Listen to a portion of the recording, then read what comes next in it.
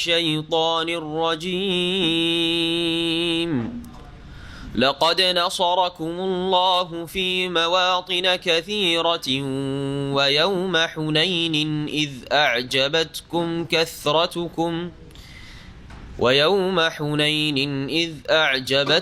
كثرتكم فلم تغن عنكم شيئا وضاقت عليكم الأرض بما رحبت ثم وليتم مدبرين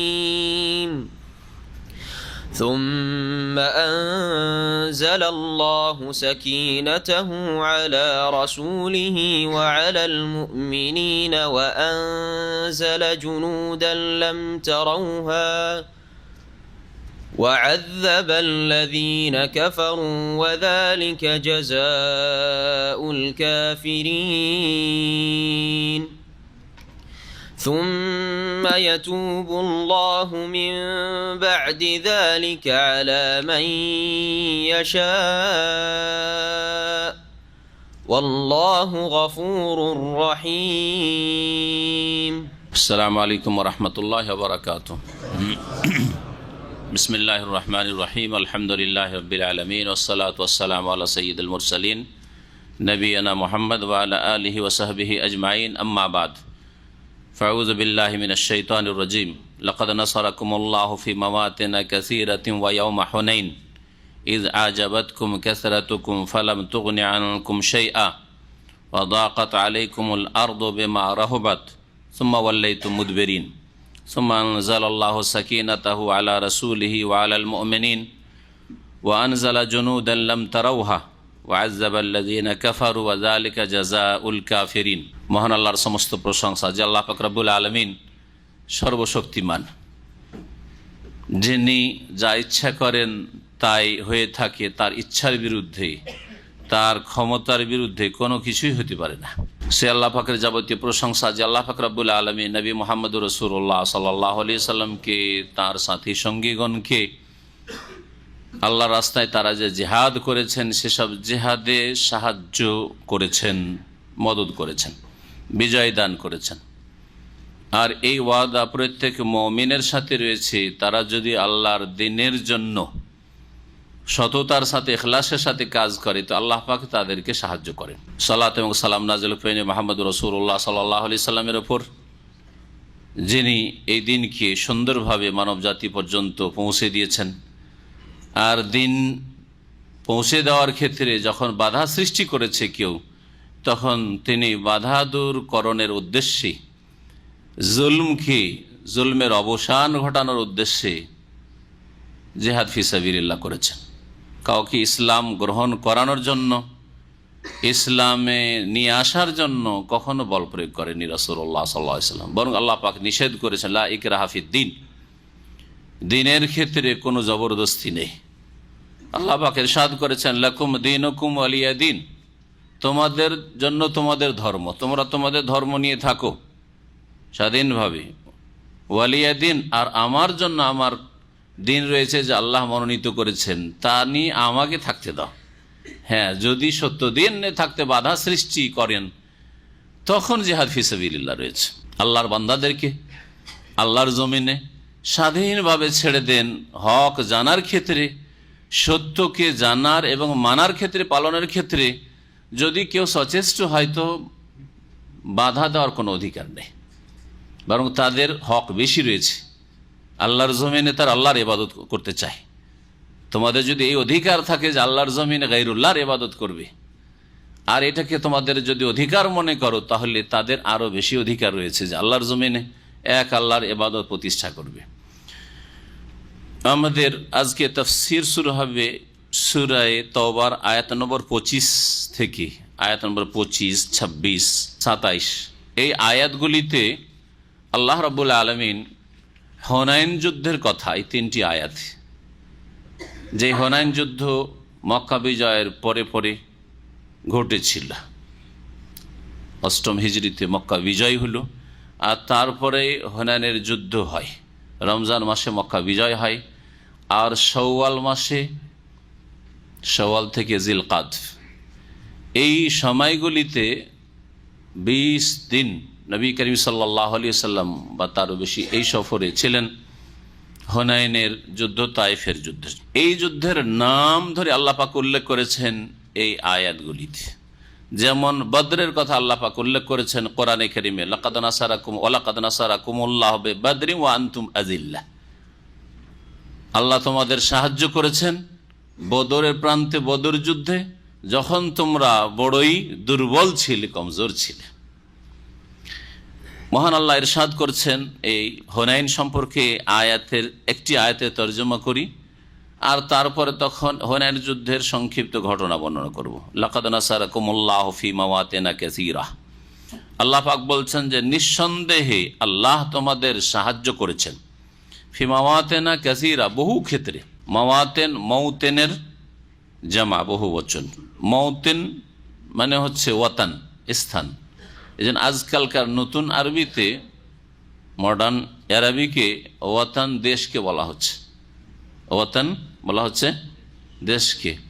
পুরনো আরবিতেও ছিল কিন্তু নতুনও ব্যবহার হচ্ছে।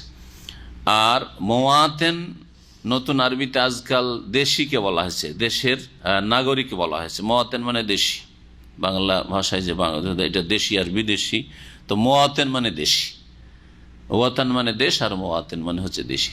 আর মৌতেন, মৌতেন হচ্ছে ইসিম জারফ, জারফের সেগা, তার বহু বচনে মাওয়াতেন। মৌতেন একটি জায়গা, স্থান, ক্ষেত্র, আর মাওয়াতেন মানে বহু জায়গায়, বহু ক্ষেত্রে। তো আল্লাহ রাব্বুল আলামিন তোমাদের সাহায্য করেছেন বহু জায়গায়, বহু ক্ষেত্রে। বদরে সাহায্য করেছেন, ইঙ্গিত করা হয়েছে। আল্লাহ পাক রব্বুল আলামিন সাহায্য করেছেন খন্দকে, সাহায্য করেছেন ইহুদি নজির গোত্রের বিরুদ্ধে যে জেহাদ হয়েছে সেখানে, সাহায্য করেছেন খাইবারে, সাহায্য করেছেন মক্কা বিজয়ের জেহাদে, সাহায্য করেছেন। লাকাদ নাসারাকুমুল্লাহু ফি মাওয়াতিনা কাসীরা। নিঃসন্দেহে আল্লাহ পাক তোমাদের সাহায্য করেছেন ফি মাওয়াতিনা কাসীরা, বহু ক্ষেত্রে, বহু জায়গায়। ওয়া ইয়াউমা হুনাইনিন, আর বিশেষভাবে হুনাইনের দিনেও, হুনাইন যুদ্ধের দিনে, হুনাইনের দিনেও আল্লাহ সাহায্য করেছেন। পৃথক করে আল্লাহ হুনাইনকে কেন বর্ণনা করেছেন?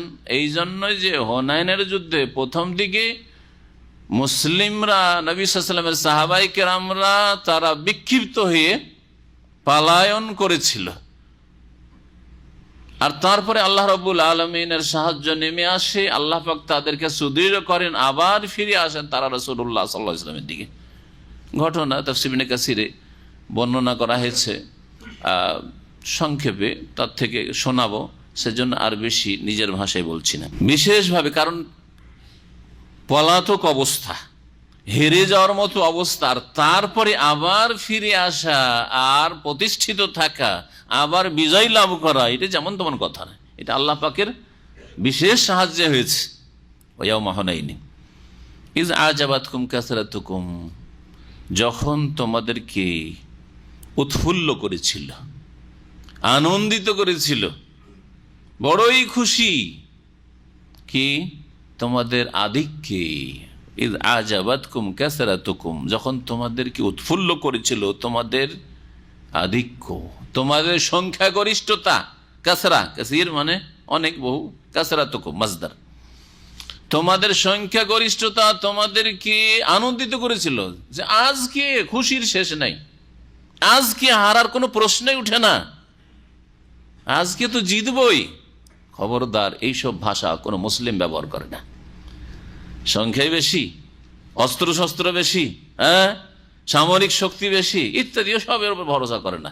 এসবের প্রয়োজন আছে, মাধ্যম এগুলি, ওসিলা, কিন্তু এগুলির উপর নির্ভরশীল হয়ে, এগুলির ওপর ভরসা করে বলবো এবার তো হারার কোনো কথাই নাই, আল্লাহ অবশ্যই হারাই দিবেন, কারণ গায়রুল্লাহর উপর ভরসা করে ফেলেছে। এখানে যখন আল্লাহর উপর ভরসার, আল্লাহ ছাড়া অন্যের উপর ভরসার কথা আসলো, তখন একটা শিরকি ভাষা বলি বাঙালি মুসলিম সমাজে ছড়িয়ে রয়েছে, সেটা হচ্ছে আত্মভরসা। আজকালকার নতুন ভাষায় এটা একটা অলংকার মনে করা হয়েছে, অথচ শিরকি কথা। আমার আত্মভরসা আছে, এটা ভালো কথা না, এটা শিরকি কথা। ব্যবহার করে না, করে না? আরবি তো, কারণ যখন নতুনত্ব এসছে প্রত্যেকটা ভাষা, ওই ইংলিশ থেকে না হয়েছে, ইংলিশ থেকে আত্মভরসা যেমন এসছে তেমন ইংলিশ থেকে আরবিতে, নতুন আরবিতে এসছে, এটা পুরাতন আরবিতে মুসলিমদের ভাষায় খুঁজে পাবেন। আসিকা বিন নাফস, আসিকাতু বিন নাফস, শিরকি কথা এটা। নিজের উপর ভরসা করা, কিসের নিজের উপর ভরসা? আপনার উপর ভরসা মানে আপনি নিজের যে গায়ে বল আছে, অথবা আপনার পয়সাতে বল আছে, অথবা আপনার যেসব বল দুনিয়ার লাগে এইসবের ভরসা করা না, এটা শিরকি কথা। এটা এইসব কথা অনেকে অচেতন অবস্থায় বলে, কারণ এগুলো ভাষার অলংকার হয়ে গেছে আজকাল। শিরকি কথা ভাষার অলংকার হয়েছে। যেমন শিরকি কথা ভাষার অলংকার যে আমাদের এই বন্যা পরিস্থিতির মোকাবেলা করতে হবে, ঠেকাতে হবে, আল্লাহর মোকাবেলা করবে, শিরকি কথা, কুফরিয়া কথা। কেউ যদি একেবারে মারাত্মক ব্যাধিগ্রস্ত হয়, বিছানায় পড়ে থাকে, সে মরণের সাথে লড়াই করছে, আউযুবিল্লাহ, এগুলো ভাষা ব্যবহার করছেন না, করছেন না? কোনদিন চিন্তা করেছেন যে এগুলো কুফরিয়া কথা, ইসলাম বিরোধী কথা? মরণের সাথে, মরণ যদি আল্লাহ দেন, লড়াই করার ক্ষমতা আছে, তাহলে এই কথা আল্লাহর সাথে লড়াই করে না? মরণের সাথে লড়াই কেমন? আল্লাহর সাথে লড়াই করে। আমি মরবো না আর আল্লাহ মারতে চাইছেন, তাই না? কেমন কথা হইলো এটা? ইসলামের কথা না ইসলাম বিরোধী কথা? জি, এইরকম যে কত কথা আছে। আপনারা কিছু কালেকশন যদি করে আমাকে দেন তো একটা আলোচনা করা যাবে, কারণ একা তো অত কালেকশন হয় না, কারণ এটা একটা ভাষা। তো যদি কেউ করে দিতে পারে এই কালেকশনগুলো বাংলা থেকে, তো জাযাহুল্লাহ খায়র। আর আলোচনা কোরআন ও হাদিসের আলোকে এই ভাষাগুলি জায়েজ না জায়েজ নয়। এই ছেলেটি আমার লক্ষ্মী, এর উপরে মেলা পাবেন আপনি।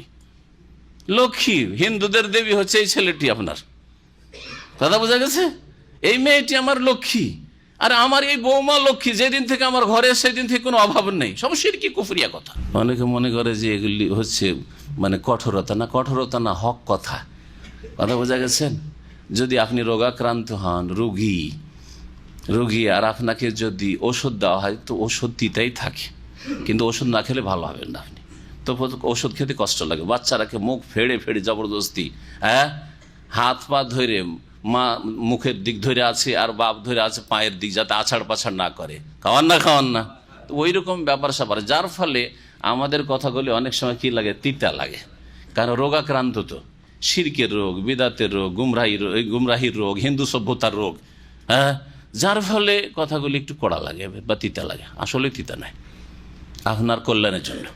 এদেরকে সংখ্যাধিক্য কি করেছিল, চমৎকৃত করেছিল, যার ফলে আল্লাহ পাক অসন্তুষ্ট হইলেন। সাহাবায়ে কেরামদের অসন্তুষ্ট আল্লাহ পাক রব্বুল আলামিন, তাদের একটু অহংকারের কারণে যে আজকে হারবো না, তারা কি বলেছিল যে লান নুগলাবা আল ইয়াউমা আন কিল্লাতিন, এই ভাষাটা বলেছে। আজকে সংখ্যার স্বল্পতার কারণে যে হার হয় সেটা হবে না, সংখ্যা কম থাকার কারণে যে হার হয়ে থাকে, হেরে যায় কোন সেনা দল, ওই হারটা আজকে হবে না। কারণ তাদের সংখ্যা কত ছিল জানা আছে? হুনাইনে কত সংখ্যা ছিল? নবী করিম সাল্লাল্লাহু আলাইহি সাল্লামের সাহাবায়ে কেরামদের সংখ্যা, মুহাজিরিন আনসার 10,000। আর মক্কা বিজয় হইল, মক্কা বিজয় হওয়ার পরে নতুন নতুন সব মুসলিম হইল, ওদের যাদেরকে তোলাকা বলা হইতো, নবী সাল্লাল্লাহু আলাইহি ওয়াসাল্লাম কোনো পানিশমেন্ট না দিয়ে, শাস্তি না দিয়ে সাধারণ ক্ষমার ঘোষণা করেছিলেন। ইযহাবু ফানতুম তোলাকা, যাও। প্রথম জিজ্ঞেস করেছিলেন, আচ্ছা বলো তো, একটু চিন্তা করে বলো, যে একটু বিবেক বিবেচনা করে বলো যে আমি তোমাদের সাথে কি আচরণটা করতে পারি, আর কি কারণ আচরণটা তোমাদের সাথে করা উচিত। আমাদের সাথে 13 বছর কি করেছো ওইদিকে মক্কায় থাকাকালীন, আর তারপরে এই যে 13 বছর পরে আর 8 বছর হয়ে যাচ্ছে, কি করনি আর কি করেছো একটু চিন্তা করো। আর তোমাদের নিজেদের আচরণের ইতিহাসটা সামনে রেখে তোমরা নিজের বিবেচনা করে বলো যে মা আনা ফাইলুন বেকুম, আমি তোমাদের সাথে কি করতে পারি আজকে, আমি আজকে বিজয়ী। রাসূলুল্লাহ সাল্লাল্লাহু আলাইহি ওয়াসাল্লাম বললেন, তখন তারা বলেছিল যে আপনি সম্মানিত, আর আপনার পূর্বপুরুষ বাপদাদা সবাই সম্মানিত, করিম ইবনে করিম, সুতরাং আপনার কাছে আমরা কল্যাণের আশা ছাড়া অকল্যাণের কোনো আশা করি না। আপনি আমাদেরকে পানিশমেন্ট দেবেন, প্রতিশোধ নেবেন, এইরকম আশা আমরা করি না আপনার কাছে, আপনার কাছে ভালোই আশা করি। নবী করিম সাল্লাল্লাহু আলাইহি ওয়াসাল্লাম বলেছেন, ইযহাবু ফাআনতুমুত তালাকা, যাও তোমাদেরকে ছেড়ে দিলাম। লা তাসরিবা আলাইকুমুল ইয়াউম, আজকে কোনো তিরস্কার পর্যন্ত নেই যে এই করেছো সেই করেছো, এই অন্যায় করেছো, এই অন্যায় করেছো, কিচ্ছু বলবো না, যা ইয়াগফিরুল্লাহ লাক, আল্লাহ তোমাদের ক্ষমা করুন। যারা ইসলাম গ্রহণ করবে চলে আসো, আর যদি কেউ ইসলাম গ্রহণ না করে এখানে থাকা চলবে না, সুতরাং এখন নিরাপত্তা হাসিল করবে। মান দাখালা দারা আবু সুফিয়ান ফাহুয়া আমিন, মান দাখালা দারা আবি সুফিয়ান ফাহুয়া আমিন। আবু সুফিয়ানের ঘরেও যদি ঢুকে যাও তাও নিরাপদ, যাও নিরাপদ, অস্ত্র ছেড়ে দিয়ে ঢুকে যাও আবু সুফিয়ান বাড়িতে। আবু সুফিয়ান খুশি যে আমার বাড়িকেও নিরাপদ স্থান করে দেওয়া হয় না। নেতারা এরকমই চায়, হ্যাঁ, তার যাতে করে এই খুশিটা হয়, তাতে ইসলামের দিকে আকৃষ্ট হয়, হ্যাঁ, ইসলামের ওপর তার ঈমান মজবুত হয়। কেউ যদি কাবা ঘরে ঢুকে পড়ে তাহলে সে আমেন, যাও নিরাপদ। নবী করিম সাল্লাল্লাহু আলাইহি সাল্লাম এখান থেকে 2000, নিউ মুসলিম 2000, আর আগের মুহাজির আনসার 10,000, 12,000 নিয়ে আর হারবো, যেখানে 313তে জিতেছি বদরে, তাই না? আল্লাহ পাক বলছেন ফালাম তুগনি আনকুম, কিন্তু এই সংখ্যাধিক্য তোমাদের কোনো কাজে আসেনি। আগনা ইউগনি মানে কাজে আসা, এখান থেকে তুগনি, মা আগনা আনহু মালহু আমা কাসাব, সূরা লাহাব, হ্যাঁ, তার ধন সম্পদ, আবু লাহাবের ধন সম্পদ, মা আগনা আনহু তার কাজে আসেনি, আমা কাসাব আর তার উপার্জিত বস্তুও কোনো কাজে আসে। এখানে মা আগনা ওইটা হচ্ছে মাদি অতীতকাল, এটা হচ্ছে হ্যাঁ ফালাম তুগনি মোজারের শেগা, কিন্তু লাম আসার কারণ আবার মাজির অতীতেরই অর্থ হয়ে থাকে। ফালাম তুগনি আনকুম শাইআ, কিন্তু তোমাদের সংখ্যাগরিষ্ঠতা কোনো কাজে আসেনি। ওয়াদাকাত আলাইকুমুল আরযু বিমা রাহবাত, তোমাদের জন্য পৃথিবীর জমিন, এই যে আল আরদ জমিন সংকুচিত হয়ে গেছিল, বিমা রাহবাত প্রশস্ত হওয়া সত্ত্বেও। বেমা রাহবাত মা মাসদারিয়া, হ্যাঁ, মা মুসুলা নয়, মা নাফিয়া নয়, হ্যাঁ, মা মাসদারিয়া মানে তাহলে মাসদারের অর্থ হবে বে রাহবেহা, মানে মা রাহবেহা আরবিতে যদি তাফসীর করা হয়। তো জমিন এত বিশাল জমিন, বিশাল ভূমি, আল্লাহর জমিন এত প্রশস্ত, তারপরে হুনাইনের রণক্ষেত্রে গিয়ে তোমাদের জন্য আল্লাহর জমিন সংকুচিত হয়ে গেছিল, যে যাবো কোথায় রে, বাঁচবো কোথায় গিয়ে রে, হ্যাঁ, আর বাঁচতে পারবো না মনে হয়, এই রকমের অবস্থা তৈরি হয়ে গেছিল। 12,000 নিয়ে গৌরব করেছিলে, আর আল্লাহর জমিন তোমাদের জন্য কি হয়েছিল, সংকুচিত হয়ে গেছিল, সংকীর্ণ হয়ে গেছিল। জায়গা আশ্রয়ের পাশে কোথায় গিয়ে লুকাবো, এত যে তীর মুষলধার বৃষ্টির মতো বর্ষণ হওয়া শুরু হইল, আর বাঁচতে পারছি না।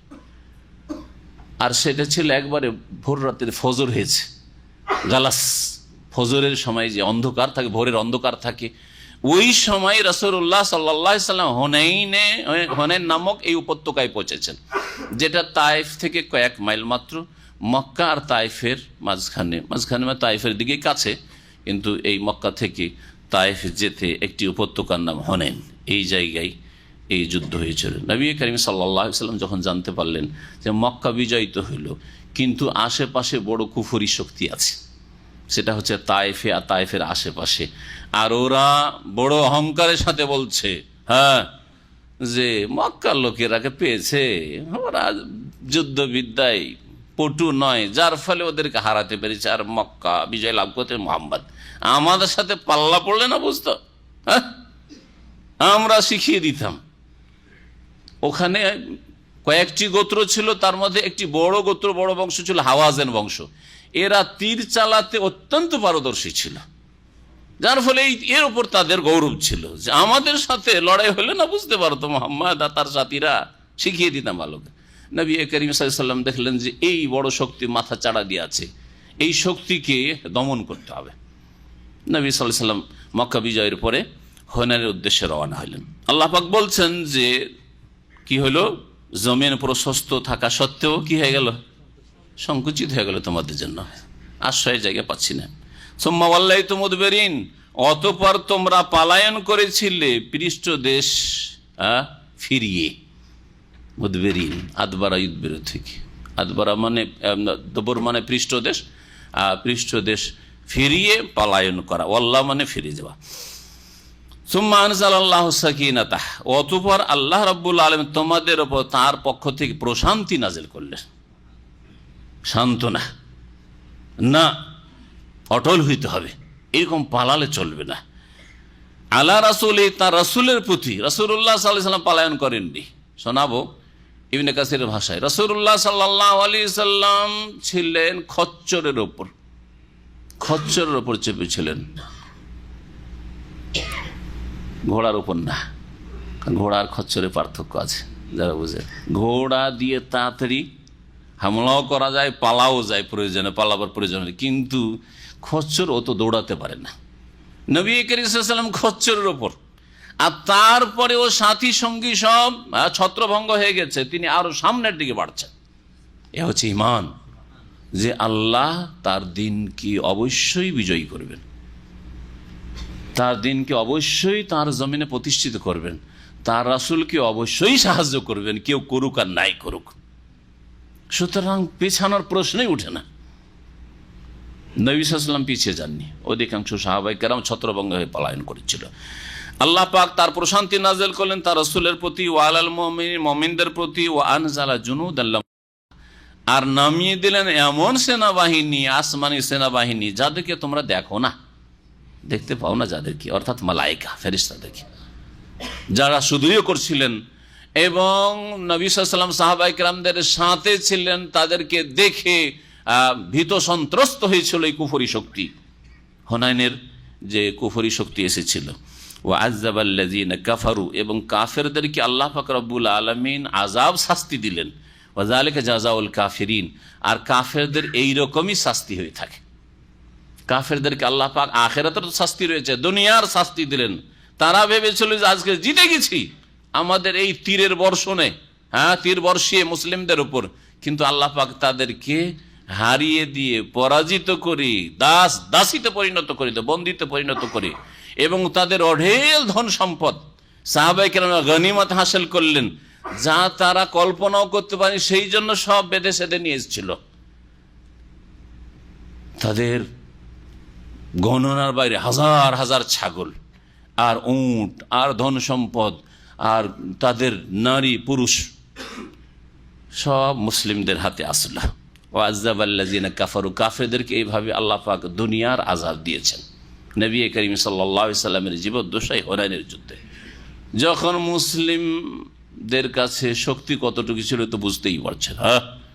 তারপর আল্লাহ পাক এই সাহায্য নামিয়েছেন। এই দুটি আয়াতের পরে একটু তাফসীর শোনাই ইবনে কাসির থেকে আপনার। প্রখ্যাত তাবী মুজাহিদ বলছেন, বড় মুফাসসির একজন তাবেঈনদের, বলছেন হাযিহি আউয়ালু আয়াতিন নাযালাত মিন বারাআত, সূরা তাওবা যে নাযিল হয়েছে নবী সাল্লাল্লাহু আলাইহি ওয়াসাল্লামের জীবনের শেষ দিকে। আমরা যারা সাধারণ মানুষ অনেকে মনে করি সূরা তাওবা গোটাটাই নাযিল হয়েছে এবং ধারাবাহিক এইভাবে বারাআতু মিনাল্লাহ থেকে শুরু হয়েছে। না, প্রথম কোন আয়াত নাযিল হয়েছে বারাআতু মিনাল্লাহ যে প্রথম নাযিল হয়েছে, না, এর প্রমাণ নেই। অনেক অধিকাংশ বড় সূরাগুলির ক্ষেত্রে দেখা গেছে মাঝকার আয়াতগুলি, বেশ কিছুটি আয়াত প্রথম নাযিল হয়েছে। এমনকি সূরা ইকরা বিসমি রাব্বিকাল্লাযী খালাক একসাথে পুরা সূরা আলাক নাযিল হয়নি, 5টি আয়াত প্রথম নাযিল হয়েছে প্রথম পর্বে, তাই না? আল্লামাল ইনসানা মা লাম ইয়ালাম পর্যন্ত, আর বাকি জাযাকাল্লাহ ইন্নাল ইনসানা লা ইয়াতগা ইলা আখিরি, শেষ পর্যন্ত অন্য সময় নাযিল হয়েছে। সূরা তাওবা, সূরা বারাআতের সর্বপ্রথম আয়াত কি? ইমাম মুজাহিদের মতে এ লাকাদ নাসারাকুমুল্লাহু ফি মাওয়াতিন কাসীরা ওয়া ইয়াউমা হুনাইন, এই হুনাইন প্রসঙ্গে যে আয়াত রয়েছে, এই আয়াতগুলি সর্বপ্রথম আয়াত সূরা বারাআত বা সূরা তাওবা নাযিল হয়েছে। মুমিনদেরকে আল্লাহ পাক রব্বুল আলামিন এখানে তার অনুগ্রহ স্মরণ করিয়েছেন, যে দেখো আল্লাহ পাকের কত অনুগ্রহ, তোমরা তো হারতে যাচ্ছিলে, আল্লাহই তো তোমাদের উপর সাহায্য নামিয়েছেন, আল্লাহই তো মালায়েকা ফেরেশতা পাঠিয়ে ভীতি সঞ্চার করেছেন কাফেরদের অন্তরে, তারপরে তো তারা পলায়ন করেছে, আর আগে বাড়তে পারছে না রে। মুহাম্মদ সাল্লাল্লাহু আলাইহি ওয়াসাল্লামের দিকে তারা এগিয়ে আসছিল, আসবে কোথায়? ফেরেশতাদেরকে দেখে ভয়ে তাদের প্রাণ উড়ে গেছে, পালাতে দিশে পায় না। বহু ক্ষেত্রে আল্লাহ পাক সাহায্য করেছেন, আর বিশেষ করে হুনাইন নিয়ে। আর এটা আল্লাহর তরফ থেকে আল্লাহর সাহায্য, কারো সংখ্যার দ্বারা হতে পারে না, আর কারো যে আপনার সামরিক যেসব ক্ষমতা রয়েছে, সব অস্ত্র রয়েছে, এসবের বলেও হইতে পারে। এই সাহায্য আল্লাহ পাক রব্বুল রাসূলুল্লাহ সাল্লাল্লাহু আলাইহি ওয়াসাল্লাম সাহাবায়ে কেরামদের উপর নাযিল করেছেন। হুনাইনের যুদ্ধ, এই হুনাইনের যুদ্ধ শাওয়াল মাসে হয়ে থাকে, 8ম হিজরির, মক্কা বিজয়ের পরে, মক্কা বিজয় রমজান মাসে, তারপরে শাওয়াল মাসে। বলছেন ইবনে কাসির, ওয়া যালিকা লাম্মা ফারাগা মিন ফাতহি মক্কা, মক্কা বিজয় করে যখন অবসর হলেন, ও তামাহাদাত উমুরহা, আর সেখানকার যে পরিচালনার ব্যবস্থা, দায়িত্ব যাকে দেওয়ার দিয়ে দিলেন। আর তারপরে রাসূলুল্লাহ সাল্লাল্লাহু আলাইহি সাল্লামের কাছে সংবাদ পৌঁছল যে আন্না হাওয়াজান জামাউ লাহু লিয়াকাতিলু, এই হাওয়াজান গোত্রের লোকেরা প্রস্তুতি নিচ্ছে নবী সাল্লাল্লাহু আলাইহি ওয়াসাল্লাম সাহাবায়ে কেরাম মুসলিমদের বিরুদ্ধে লড়াইয়ের জন্য, ধমক দিচ্ছে এবং প্রস্তুতি নিচ্ছে যে আমাদেরকে এখন হামলা করতে যেতে হবে মদিনায়, হ্যাঁ, মুসলিমদের উপর, না হলে আমাদের এখানে এই তায়েফে টিকা যাবে না। আর তাদের আমির, তাদের শাসক ছিল মালিক বিন আউফ আন নাসরি। আর এই হাওয়াজান গোত্রের সাথে আর একটি বড় গোত্র ছিল তায়েফের, সেই গোত্রের নাম হচ্ছে সাকিফ। সাকিফ গোত্র বড়ই দুর্দান্ত গোত্র। এই সাকিফ গোত্রের লোকেরা নবী করিম সাল্লাল্লাহু আলাইহি সাল্লাম কে রক্তিত করেছে পাথর মেরে, হ্যাঁ, বাচ্চাদেরকে পেছনে লাগিয়ে দিয়েছে, মারো পাগল পাগল। হ্যাঁ, এই সাকিফ গোত্রের লোক সম্পর্কে নবী করিম সাল্লাল্লাহু আলাইহি ওয়াসাল্লামের ভবিষ্যৎবাণী রয়েছে, ইয়াকুনু ফি সাকিফিন কাযাবুন ওয়া মুবিরুন। আর ভবিষ্যৎবাণীর বাস্তবায়ন হয়েছে। নবী করিম সাল্লাল্লাহু আলাইহি ওয়াসাল্লাম তার জীবদ্দশায় বলছেন যে সাকিব বংশে একজন মহামিথ্যাবাদী হবে, কাযাব হবে, ও মুবিরুন আর একজন হবে বড়ই ধ্বংসাত্মক ব্যক্তি হবে, ধ্বংসকারী, জালেম হবে। মুহাদ্দিসিন কেরামরা বলছেন এই দুইজনের একজন হচ্ছে নবুয়াত দাবিকারী মুখতার বিন আবি ওবাইদ সাকাফি, যে নিজেকে নবী বলে দাবি করেছে রাসূলুল্লাহ সাল্লাল্লাহু আলাইহি ওয়াসাল্লামের পরেই খবিস। 2 নম্বর হচ্ছে হাজ্জাজ বিন ইউসুফ সাকাফি, জালেম, বাসরার গভর্নর। জি, এই গভর্নর ইরাকের যে গভর্নর জালিম হাজ্জাজ বিন ইউসুফ, যার হাতে লাখ লাখ মুসলিম সাহাবাই কিরাম পর্যন্ত, তার মধ্যে অনেকে, আর তাবেইন, অসংখ্য তাবেইন শহীদ হয়েছে, ধরে ধরে খুন করেছে। তাড়া করে খুন করা না, এক হচ্ছে যে রণক্ষেত্রে খুন করা, ধরে ধরে নিয়ে এসে বন্দি করে করে লাখের বেশি খুন করেছে। 1,20,000 বলা হয়েছে রিওয়ায়াতে। হাজ্জাজ বিন ইউসুফের এই যে অন্ধকার জীবনী, জুলম অত্যাচারের জীবনী, এই জীবনী আমার কাছে নোট করা আছে, মাঝে মাঝে ভাবি যে আপনাদেরকে শোনাবো।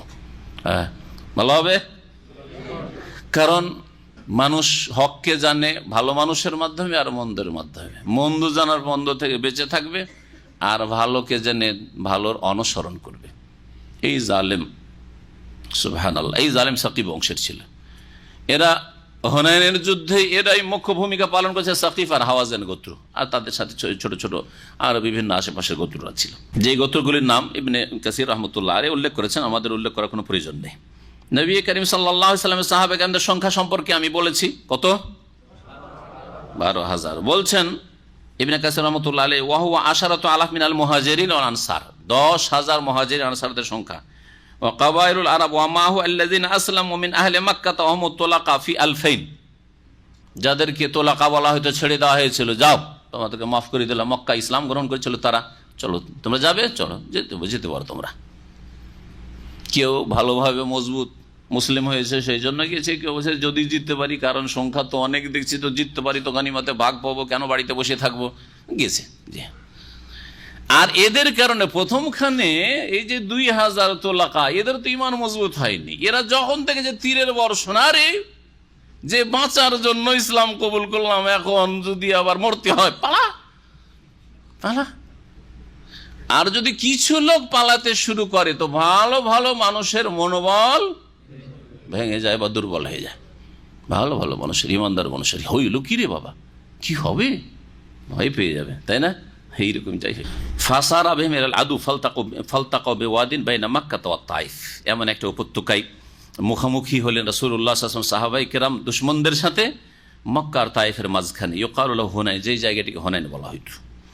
ফাকানাত ফিহিল ওয়াকআতু ফি আউয়ালিন নাহার ফি গালাসিস সুবহি, এই যুদ্ধ শুরু হয়েছিল ভোরের যে অন্ধকার হয়ে থাকে ফজর নামাজে সুন্নতি তরিকায়, হ্যাঁ, আরব দেশে পড়া হয়, আর আহলে হাদিস মসজিদগুলিতে ভারত বাংলাদেশে পড়া হয়।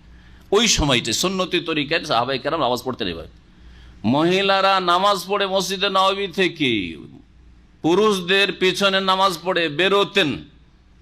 ফায়ানসারিফুন নিসাউ, হ্যাঁ, মুতালাফিআতিন বিমুরুতিহিন্না মা ইউরাফনা মিনাল গালাস। সাহাবীরা বলছেন যে আমরা ফজরের নামাজ কোন সময় পড়তাম জানো? মহিলারা নামাজ শেষ করার পরে আগে বেরিয়ে যেত, পুরুষরা বসে থাকতো। যতক্ষণ মহিলারা না বেরিয়ে চলে যাবে তোমরা বেরোয়ও না। এটা হচ্ছে নবী করিম সাল্লাল্লাহু আলাইহি ওয়াসাল্লামের নির্দেশ। এটা হচ্ছে নামাজের ক্ষেত্রেও আদব, এটা হচ্ছে ইসলামিক কোনো মাহফিলের ক্ষেত্রেও আদব। যেমন ইসলামিক সেন্টারে এসছে, যদি মহিলা সেকশনে মহিলারা থাকে, একটু থামেন, ওরা বেরিয়ে যাক, বা ওর ভিতরে চলে যাক অথবা বেরিয়ে যাক, আর তারপরে তখন আপনারা বেরোন। আর যদি দেখা যায় যে না, ওরা জানেন যে আগে থেকে জানা আছে যে ওরা সাধারণত এখানে বিলম্ব করে, দেরি করে, পরে বেরোইতে, তাড়াতাড়ি আপনারা বেরিয়ে যান। আবার বেরিয়ে ওই গ্যালারিতে দাঁড়িয়ে থাকা, কি উদ্দেশ্য? ইন্নামাল আমালু বিন্নিয়াত। অথবা গাফিলতির সাথে আপনি কিছু বুঝেন না, উদ্দেশ্যবিহীন খামাখাতে দাঁড়িয়ে আছেন, গল্প করছেন। কেন গল্প করছেন? চলে যান এখান থেকে, আলোচনা শেষ হয়ে চলে যান। বলছেন সাহাবায়ে কেরামরা যে মহিলার ফায়ানসারিফুন নিসাউ মুতালাফিআতিন বিমুরুতিহিন্না, তাদের বড় বড় লম্বা লম্বা চাদরে জড়িয়ে পেঁচিয়ে পরে পর্দার সাথে চেহারা খোলা থাকতো, কারণ ভোরের অন্ধকার তো হয়ে আছে। মায়ুরাফানা মিনাল গালাস, ভোরের অন্ধকারের কারণে, গালাস বলা হয় ভোরের অন্ধকার, ভোরের অন্ধকারের কারণে ওই মহিলাদেরকে চেনা যেত না। অথচ দিনের আলোতে দেখলে চেনা যেত যেটা অমুকের মেয়ে বা অমুকের স্ত্রী। কারণ পর্দার হুকুম নাজেল হওয়ার আগে পর্দা ফরজ ষষ্ঠ হিজরিতে হয়েছে, ষষ্ঠ হিজরি পর্যন্ত পর্দার হুকুমই নাজেল। তাহলে সবাই সবার স্ত্রীদেরকে চেনে। নবী করিম সাল্লাল্লাহু আলাইহি সাল্লামের প্রথম মদিনার 5 বছর সবাই সবার মহাজের আনসার স্ত্রী, আনসার মহাজের স্ত্রী জায়েজ ছিল, কারণ এই চেহারা ঢাকতে হবে এরকম হুকুমই নাজেল হয় নাই। যেটা সাধারণত মহিলারা ঢাকে, অতটুকু ঢাকতো, মাথা শরীর এতটুকু ঢাকতো, কিন্তু হাত পা চেহারা ঢাকতে হবে। বিশেষ করে চেহারাতে আকর্ষণ রয়েছে, এটা ছিল না। একে অপরের বিবিকে চিনতো, বোনদেরকে চিনতো। মা ইউরাফান মিনাল গালাস, কিন্তু তাদেরকে অন্ধকারের কারণে চেনা যেত না। তাহলে বোঝা গেল যে রাতের অন্ধকারে মহিলারা চেহারা খুলে চলাফেরা করতে পারে, অন্ধকারে। আবার রাতের শহরে বিদ্যুৎ আছে, লাইট আছে, তাতে নাই, তো দিনের চাইতে বেশি। তাতে লাইটিং যখন হচ্ছে তাতে আরো আকর্ষণ পয়দা হচ্ছে, তাই না? মিনাল গাল, অন্ধকার যদি থাকে চেনা যেত, অন্ধকারের কারণে চেনা যেত। এই কথা বলা হয় যে তাদের চেহারা ঢাকা ছিল সেজন্য চেনা যেত না। তাহলে বোঝা গেল কি, যে রাতে মহিলারা অন্ধকারে ফজর নামাজ পড়তে যেতেন, তখন চেহারা খুলে যেতেন। অন্ধকারে যাচ্ছেন, অন্ধকারে আসছেন। এই হচ্ছে সুন্নতি ফজর নামাজ। ভারত, বাংলাদেশ, পাকিস্তানে হানাফি মসজিদগুলির নামাজ আপনারাই বিচার করেন। এই হাদিস মোতাবেক হয়। আমার মহল্লাতে, আমি যে গ্রামের বাড়ি যেটি ছিল, সেখানে হানাফিরা বাস করে, আহলে হাদিস বাস করে। আহলে হাদিস মসজিদে নামাজ পড়ে আমার খালাতো ভাই, ওরা আবার হানাফি বংশের খালা ছিল। তো ওদের সাথে দেখা সাক্ষাতে ফজর পড়ে যাচ্ছে, ফজর পড়ে দোয়া তসবিহ করে তারপরে যাচ্ছি, দেখছি ওদের এখন আজান টাজান হয়েছে, কেউ উজু করছে, এখন জামাত শুরু হবে, একটু পরে জামাত শুরু হবে। অথচ 10 মিনিট আমাকে আরো হাঁটতে 15 মিনিট লেগেছে। তারপরে এই গ্রামের মাথা থেকে ওই গ্রামের মাথা, এই হলো অবস্থা। সূর্য ওঠার একটু আগে মাকরুহ, অপছন্দনীয় টাইমে নামাজ পড়া সুন্নাতের খেলাফ। অন্ধকারে, ভোরের অন্ধকারে ভাবতে পারেনি যে এরা এই কাফেররা এত প্রস্তুত হয়ে আছে, আর তীর নিয়ে একবার উপত্যকায় রেডি আছে, কারণ ওদের এলাকা, ওরা জানে, চেনে এইসব এলাকা। আর নতুন কেউ বাইরে থেকে যাচ্ছে, এরা মদিনার লোক যাচ্ছে অথবা মক্কার লোক যাচ্ছে, তো অচেনা এলাকায় অতর্কিত হঠাৎ করে হামলা হইলে কি অবস্থা হইতে পারে। আর তাও যদি তীর বর্ষণ শুরু হয়, আর তারা তীর চালানোতে যদি আবার পারদর্শী হয়, তাহলে কি না হইতে পারে। এই ছিল অবস্থাটা। এই অন্ধকারে, ভোরের অন্ধকার, ইনহাদারু ফিল ওয়াদি ওয়াকাদ কামেনাত ফিহি হাওয়াজিন, হাওয়াজিনের লোকেরা সেখানে ওঁত পেতে বসেছিল যে এই উপত্যকায় ঢুকলে একেবারে তীরের বর্ষণ শুরু করে দেবো, ওঁত পেতে বসেছিল। ফালাম্মা তাওয়াজাহু, মুখামুখি হইতে, লাম ইয়াশউরিল মুসলিমুনা ইল্লা বিহিম কাদ সাওয়ারুহুম, বুঝতেই পারেন, টেরই পায়নি মুসলিমরা যে এইরকম আমাদের উপর আক্রমণ হয়ে যাবে। আর হঠাৎ করে আক্রমণ, ওয়ারাশাকু বিন নেবাল, আর তীর যে বর্ষানো শুরু করেছে, ওয়াসলাতু সুয়ুফ, আর তারপরে তরবারি যে চালাতে শুরু করেছে ভোরের অন্ধকারে, অকল্পনীয় ছিলেন সাহাবায়ে কেরামদের জন্য। ও হামালু হামলাত রাজুলিন ওয়াহিদ, একেবারে একজন মানুষ যেমন হামলা করে, ওই রকম গোটা দল এই কাফেরদের হামলা করেছে। কামা আমারহুম মালিকুহুম, এইভাবে তাদের যে কমান্ডার বা আমির ছিল কাফের, আউফ বিন মালিক, সে নির্দেশ দিয়েছিল, ফাইন রাজার ওয়াল্লাল মুসলিমুনা মুদবিরিন, তখন মুসলিমরা পালায়ন করেছিল পিঠ ফিরিয়ে রণক্ষেত্র থেকে। কামা কাল আল্লাহ আজ্জা ওয়া জাল্লা, যেমন আল্লাহ পাক বলেছেন, সুম্মা ওয়াল্লাইতু মুদবিরিন। ওয়া সাবাতা রাসূলুল্লাহ, এখন রাসূলুল্লাহ সাল্লাল্লাহু আলাইহি ওয়াসাল্লামের অবস্থা কি ছিল সেই সময় শোনেন। বলছে রাসূলুল্লাহ সাল্লাল্লাহু আলাইহি ওয়াসাল্লাম কিন্তু অটল। ওয়া হুয়া রাকিবুন ইয়াওমাইযিন বাগলাতাহু শাহবা, তার যে খচ্চর, সাহাবা খচ্চর, কেউ কেউ দুলদুল নাম বলেছেন, সাহাবাও নাম হতে পারে। এই খচ্চরের ওপর রাসূলুল্লাহ সাল্লাল্লাহু আলাইহি ওয়াসাল্লাম সেই সময় চেপেছিলেন। ইয়াসুকুহা ইলা নাহরিল আদু, নবী সাল্লাল্লাহু আলাইহি ওয়াসাল্লাম এগিয়ে যাচ্ছেন খচ্চর নিয়ে আরো শত্রুদের দিকে, অথচ ওই দিক থেকে তীর একবার মুষলধার বৃষ্টির মতো বর্ষিছে। ওয়াল আব্বাস আম্মহু আখিযুন বিরিকাবিহাল আইমান, নবী করিম সাল্লাল্লাহু আলাইহি ওয়াসাল্লামের খচ্চরের এক লাগাম তার চাচা আব্বাস রাদিয়াল্লাহু তাআলা ধরে আছেন, যাতে করে নবী সাল্লাল্লাহু আলাইহি ওয়াসাল্লামকে থামা যায়। এবং খচ্চর তো বুঝে না নবী কিনে যে দুশমনদের ভিতরে গিয়ে ঢুকে যাবে, থামা যায় যে না এখন আগে বাড়া যাবে না। আর একদিকের লাগাম ধরে আছে, রশি ধরে আছে আবু সুফিয়ান বিন হারিস, নবী সাল্লাল্লাহু আলাইহি ওয়াসাল্লামের চাচাতো ভাই। এক হচ্ছে আবু সুফিয়ান বিন হারব, নবী সাল্লাল্লাহু আলাইহি ওয়াসাল্লামের শ্বশুর। আর আবু সুফিয়ান বিন হারিস ছিল আবু সুফিয়ান বিন হারিস ইবনে আব্দুল মুত্তালিব। আব্দুল মুত্তালিব এক ছেলের নাম ছিল হারিস, সে হারিসের ছেলে আবু সুফিয়ান তার নবীর কি হয়? চাচাতো ভাই। মোহাম্মদ বিন আব্দুল্লাহ বিন আব্দুল মুত্তালিব, আবু সুফিয়ান বিন হারিস বিন আব্দুল মুত্তালিব, বোঝা গেছে না? আখিযুন বিরিকাবিহাল আইসারা, বাম দিকের রশি ধরে আছে, লাগাম ধরে আছে। ইউসকালানহা লিআল্লা তুসরে উসাইর, ধরে ভারী করে যাতে করে আগে না বেশি বেড়ে যায়। ওয়াহুয়া ইউনাওয়িহু বিইসমিহি ওয়া ইউনাওয়িহু বিইসমিহি আলাইহিস সালাতু ওয়াস সালাম, নবী সাল্লাল্লাহু আলাইহি ওয়াসাল্লাম যখন এইরকম দুশমনদের হামলা হয় তখন নিজেকে গোপন করার চেষ্টা করে মানুষ, ঠিক কিনা? পরিচয় দেব না। যদি দেখেন যে আমার উপর হামলা হতে যাচ্ছে আর জিজ্ঞেস আপনি অমুক, বলছেন না না না না, এটা না চেষ্টা করবেন। কিন্তু না, নবী কারীম সাল্লাল্লাহু আলাইহি ওয়াসাল্লাম ঘোষণা করেছেন আনান নাবিয়্যু লা কাযিব আনা ইবনু আব্দুল মুত্তালিব, আমি এমন নবী যে মিথ্যুক নই, আল্লাহর পক্ষ থেকে সত্য নবী। আনা ইবনু আব্দুল মুত্তালিব, আমি আব্দুল মুত্তালিবের সন্তান। সবাই যাতে আরো জেনে নেই যে যদি মিথ্যা নবী হইতো তো আগেই পালাইতো, চাচা আপনা জান বাঁচা। জি, বোঝা গেছে, নিজের জান আগে বাঁচাবার চেষ্টা করতেন। কিন্তু সত্য নবী সবাই চলে যাচ্ছে, পালাচ্ছে আর এগিয়ে আসছে আমাদের দিকে। কাফেরও জানুক যে সত্য নবী, তার ইয়াকিন আছে আল্লাহর উপর যে আল্লাহ পাক সাহায্য করবেন। আর যদি আল্লাহ পাক শাহাদাতই কবুল করে থাকে, ভাগ্যে লিখে রাখে, তো ভাগ্যবান। আল্লাহর দিনের জন্য শহীদ অনেক আম্বিয়া রাসূল শহীদ হয়েছেন। ইহুদিরা বহু নবীদেরকে খুন করেছে, শহীদ করেছে। নবী করিম সাল্লাল্লাহু আলাইহি ওয়াসাল্লাম নিজের নাম নিয়ে বলছেন ওয়ায়াদুল মুসলিমিনা ইলা রাজআতি, আর মুসলিমদেরকে ডাকছেন, এইদিকে বলছেন যে ইলাইয়া ইবাদাল্লাহ, আমার দিকে আসো, আমার দিকে আসো, আমার দিকে ফিরে আসো। ইলাইয়া আনা রাসূলুল্লাহ, আমি আল্লাহ রসুল, তোমার রসুলকে ছেড়ে কোথায় যাচ্ছ? যাতে আরো চেনক যে এই রসুল। আজকাল বড় বড় সেনাপতি কমান্ডার পরিচয় দেবে, কমান্ডোজ পরিচয় দেবে যে আমি অমুক, কখনো পরিচয় দেবে না। নিজেকে ঠিক রাখো, আগে নিজেকে বাঁচাও। ওয়াকুলু ফি তিলকাল হাল, আর সেই সময় বলছিলেন একটা বাক্যতে এটা ছিল ইলাইয়া ইবাদাল্লাহ, মানে তাআলাউ ইলাইয়া, আমার দিকে আসো আল্লাহর বান্দার। আল্লাহর বান্দার কোথায় পালাচ্ছ তোমরা? ইলাইয়া আনা রাসূল, আমার দিকে ফিরে আসো, আমি রাসূলুল্লাহ, আমি আছি, তোমরা পালাচ্ছ কোথায়? না দেখে পালাইতে শুরু করেছে যে কার কি হচ্ছে না হচ্ছে দেখাতে, ওই সময় দেখার সময় থাকে না। মানুষের ওপরে যখন ভয় চেপে যায়, তখন হাতে অস্ত্র থাকলে তত্তর করে পড়ে যায়, ও জানে না যে হাতে পড়ে গেল, হয় না। জি হ্যাঁ। তারপরে বলছে নবী করিম সাল্লাল্লাহু আলাইহি ওয়াসাল্লাম আনান নাবিয়্যু লা কাযিব, আমি এমন নবী যেই নবী কোনো মিথ্যাবাদী নয়। আনা ইবনু আব্দুল মুত্তালিব, আমি আব্দুল মুত্তালিবের সন্তান। আব্দুল মুত্তালিবের সন্তান কেন বলতেন রাসূলুল্লাহ সাল্লাল্লাহু আলাইহি ওয়াসাল্লাম? তার বাপের নাম আব্দুল মুত্তালিব, কি তার বাবার নাম কি?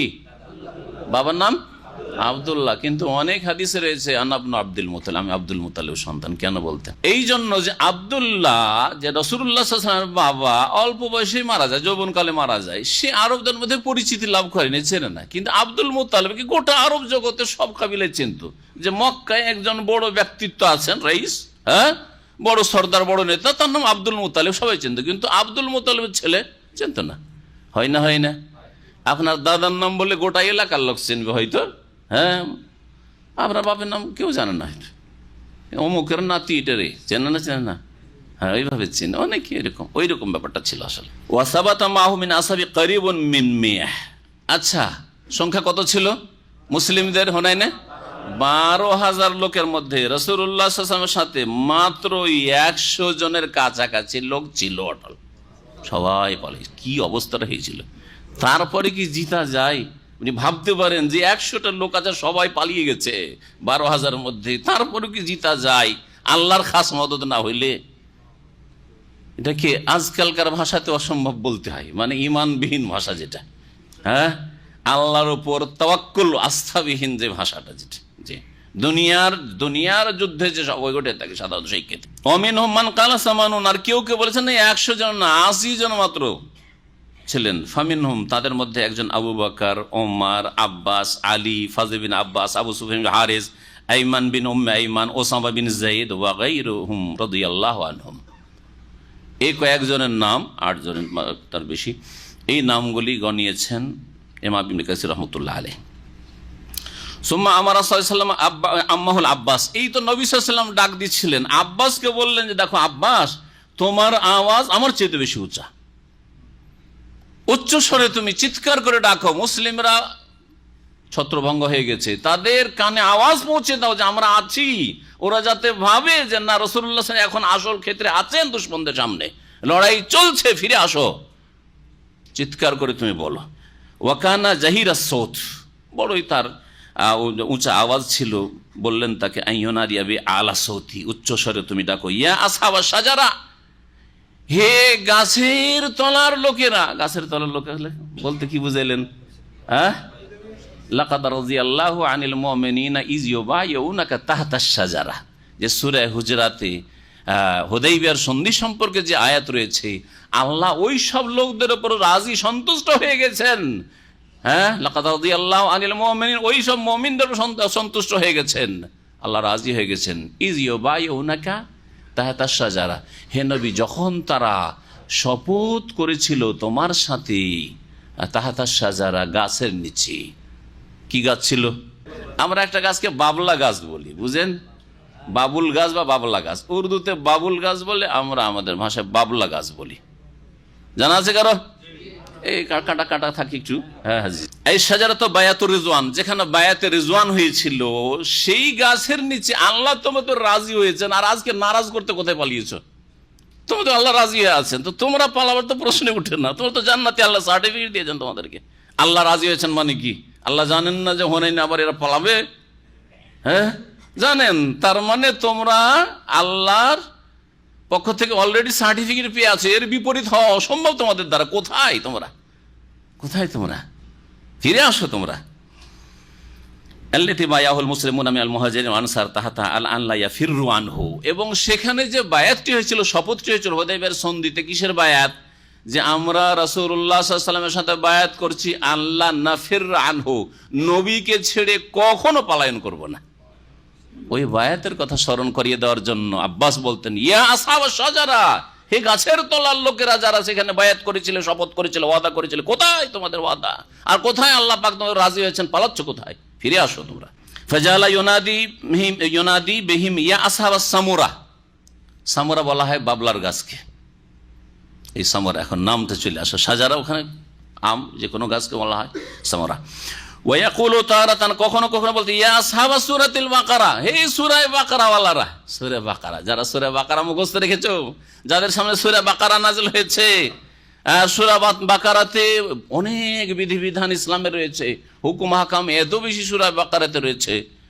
কোথায় তোমরা সূরা বাকারা মুখস্থ করেছো, তার অর্থ বুঝেছো, তার তাফসীর বুঝেছো, তোমাদের সামনে নাযিল হয়েছে। ফাজালু ইয়াকুলুন, যখন কানে আওয়াজ পৌঁছেছে, আর পালাবে কি? লাব্বাইক লাব্বাইক বলে একবারে ছুটেছে আবার তারা। লাব্বাইক ইয়া লাব্বাইক ওয়া নাতাফান্নাসু, লোকেরা ফিরতে শুরু করলো। ফাতারাজাউ ইলা রাসূলিল্লাহ সাল্লাল্লাহু আলাইহি ওয়াসাল্লাম, রাসূলুল্লাহ সবাই এখন ফিরে আসো। হাত্তা ইন্না রাজুলা মিনহুম ইযা লাম ইউতাইহু বাইরুহু আলা রুজুই লাবিসা দিরআহু সুম্মা নাদহার ইনহাদার আনহু আরসালাহু ওয়া রাজা বিনাফসি ইলা রাসূলিল্লাহ সাল্লাল্লাহু আলাইহি ওয়াসাল্লাম। এমনকি যখন খুব পালাতে শুরু করেছে, অনেকে উটের পিঠে ছিল, উট যখন পালাতে শুরু করে, ওকে আবার ঘুরিয়ে ফিরিয়ে নিয়ে আসা উল্টো দিকে, এটা জটিল ব্যাপার। দেখছে উটকে আর পারছে না, এমন পালাতে শুরু করেছে, উট আর কথাই মানছে না, উটকে থামতে পারছে না। যা তুই যাবি, যা, যেদিকে যাবি যা। উট ছেড়ে দিয়ে, উট থেকে নেমে নিজের বর্মটা পরে আর অস্ত্রটা নিয়ে ছুটেছে রাসূলুল্লাহ, যা যা, উট যাক, কিন্তু নবীর কাছে যেতে হবে সাল্লাল্লাহু আলাইহি ওয়াসাল্লাম রাদিয়াল্লাহু আনহুম আজমাইন। রাসূলুল্লাহ সাল্লাল্লাহু আলাইহি ওয়াসাল্লাম তারা ফিরে আসতে লাগলো, যে যেমন ভাবে পারে। ফালাম্মা রাজাত শিরজিমাতু মিনহুম ইনদা রাসূলিল্লাহ সাল্লাল্লাহু আলাইহি ওয়াসাল্লাম আমারাহুম আলাইহিস সালাতু ওয়াস সালাম আই ইয়াসদুকুল হামালাতা, এক দল যখন দেখছেন রাসূলুল্লাহ ফিরে চলে এসেছে আলহামদুলিল্লাহ, তখন বললেন যে দেখো এখন তোমরা জোরদার একটা হামলা চালাও এদের উপর, জোরদার একটা হামলা এদের উপর করো, আক্রমণ করো কাফেরদের উপর। ওয়া আখাযা কুবদাতাম মিন তুরাবিন, নবী সাল্লাল্লাহু আলাইহি ওয়াসাল্লাম এক মুষ্টি মাটি ধুলো নিলেন হাতে। এটা জিহাদের ময়দানে অধিকাংশ সময় নবী করিম সাল্লাল্লাহু আলাইহি ওয়াসাল্লাম করেছেন। এই হুনাইনেও তিনি করেছেন। বাদামা দা রব্বাহু ওয়াস্তানসারাহু, আল্লাহর কাছে দোয়া, আল্লাহ তুমি সাহায্য করো, আল্লাহ তুমি সাহায্য করো। আল্লাহুম্মা আনজিজ লি মা ওয়া'আদতানি, আল্লাহ তুমি যে ওয়াদা করেছো সাহায্যের, এই ওয়াদা তুমি আজকে পুরা করো। আনজিজ লি মা ওয়া'আদতানি, এই দোয়া করে রাসূলুল্লাহ সাল্লাল্লাহু আলাইহি ওয়াসাল্লাম সাহায্য কামনা করলেন। বলছেন আল্লাহুম্মা আনজিজ লি মা ওয়া'আদতানি, যে ওয়াদা তুমি করেছো আল্লাহ তোমার দিনের যদি সাহায্য করি তো তুমি আমাদের সাহায্য করবে। ইন তানসুরুল্লাহ ইয়ানসুরকুম, তোমরা আল্লাহর সাহায্য করো আল্লাহ তোমাদের সাহায্য করবে। সুম্মা রামাল কওম বিহা, ওই যে এক মুষ্টি হাতে ধুলো ছিল কাফেরদের দিকে ছুড়ে দিলেন রাসূলুল্লাহ, এক মুষ্টি মাটি, আর কাফেরদের সংখ্যা ছিল 4000, তাদের দিকে ছুড়ে দিলেন 4000। চিন্তা করতে পারেন এটা কি দুনিয়ার কোন শক্তি দিয়ে 4000 প্রত্যেকের চোখে চোখে পৌঁছে দেওয়া সম্ভব? হ্যাঁ, যে এক মুষ্টি মাটি দিয়ে সবার চোখে চোখে পৌঁছে দেবো, কোনো সম্ভব? তাহলে এই শক্তি ছিল গায়বী আল্লাহ পাকের শক্তি, আল্লাহ প্রদত্ত শক্তি। আল্লাহ রাব্বুল আলামিন, আল্লাহ প্রদত্ত মানে আল্লাহ করেছেন। এই জন্য আসছে আমাদের এই তাফসীরগুলো, আমা রামাইতা ইয রামাইতা ওয়ালাকিন্নাল্লাহ রামা। অন্য জিহাদে নবী করিম সাল্লাল্লাহু আলাইহি ওয়াসাল্লাম যখন নিক্ষেপ করলেন ধুলি, আল্লাহ বলছেন ওমা রামাইতা ইয রামাইতা, তুমি ধুলোগুলো ছিটিয়েছিলে, তুমি আসলে ছিটিয়ে ওদের চোখে পৌঁছার ক্ষমতা রাখো না। ওয়ালাকিন্নাল্লাহ রামা, তবে আল্লাহ তাদের চোখে পৌঁছে দিয়েছেন, নিক্ষেপ করিয়েছেন। নাহলে এক জায়গায় একটু খালি একটু সামান্য একটু জায়গায় পড়ে থেকে যেত এক মুষ্টি ধুলো, এক মুষ্টি ধুলো আর কত দূর যাবে? নবী সাল্লাল্লাহু আলাইহি ওয়াসাল্লাম যখন কাফেরদের দিকে এক মুষ্টি ধুলো ছুড়লেন, ফামা বাকিয়া ইনসানুন মিনহুম ইল্লা আসাবাহু মিনহা ফি আইনিহি ওয়া ফামিহি, ওই এক মুষ্টি ধুলাতে যত কাফের ছিল সবার চোখে এবং মুখে ঢুকে পড়ল। মুখে যদি ধুলো ঢুকে যায় তাহলে কথাও বলতে পারছে, এক অস্থিরতা, এক অশান্তি। আর চোখে ঢুকে গেলে চোখেও দেখতে পাচ্ছে না, কথাও বলতে পারছে না ঠিকভাবে। মুখে সামান্য অ্যালার্জি একটু, যদি এই যে কার্পেটে যাদের অ্যালার্জির অসুখ আছে তারা বুঝে, কিন্তু এটা বুঝবে। অ্যালার্জি রোগে সিজদা করতে গিয়ে বা এমনি কোনো সময় ধুলো, একটু ধুলো উড়েছে, রাস্তায় ধুলো উড়ছে, ক্লিনার ক্লিন করছে, আপনি রাস্তা দিয়ে হাঁটছেন, হঠাৎ করে হাঁচি শুরু হয়ে গেল, আর এমনই হয়ে গেল গলা চুলকানি শুরু হয়ে গেল, আর কথা বেরোচ্ছে না, হয় না? হয় না? নবী করিম সাল্লাল্লাহু আলাইহি সাল্লামের এই ধুলো প্রত্যেকের বলছে আসাবাহু মিনহা ফি আইনিহি, চোখেও পড়লো, অফামিহি আর মুখেও পড়লো।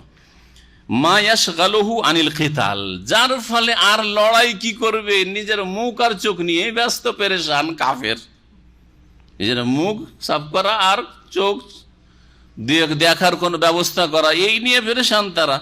সুম্মান হাজামু, তারপরে দ্রুত তারা পরাজিত হয়ে গেল, দ্রুত পরাজিত হয়ে গেল। ফাতবা আল মুসলিমুন আকফা আহম ইয়াকতুলুন ওয়া ইয়াসিরুন, তখন যখন পালাইতে শুরু করেছে মুসলিমরা পেছন থেকে তাড়া করে, যারা সামনে পড়লো যাদেরকে ধরতে পারলেন ধরলেন, আর না হইলে হত্যা করলেন। ইয়াকতুলুন ওয়া ইয়াসিরুন ওয়ামা তারাজা বাকিয়াতুন নাস ইল্লা ওয়াল আসর, আর বাকি সব লোক কত লোক ছিল? 12,000, তাই না? তো এত লোক পালিয়ে গেছে, সবার আস্তে আস্তে এই দিকে বিজয় লাভ হয়ে গেছে। বাকি লোক এসে দেখছে যে রেডিমেড গনিমত আছে, ধন সম্পদ হাজির, এখন শুধু নিয়ে যেতে হবে, লড়াই করা লাগবে না। জি হ্যাঁ, প্রস্তুত হয়ে রয়েছে, প্রস্তুত হয়ে রয়েছে। আজকাল দিন ইসলাম শিক্ষাটা মুসলিমদের কাছে ওই রকম হয়ে গেছে। আপনার বাড়িতে গিয়ে হালুয়া রেডি করে দিয়ে মতিউর রহমানের মতো কোনো লোক যদি হালুয়া খাওয়াই দিয়ে আসে তাহলে হবে, না হলে আপনার গরজ নেই।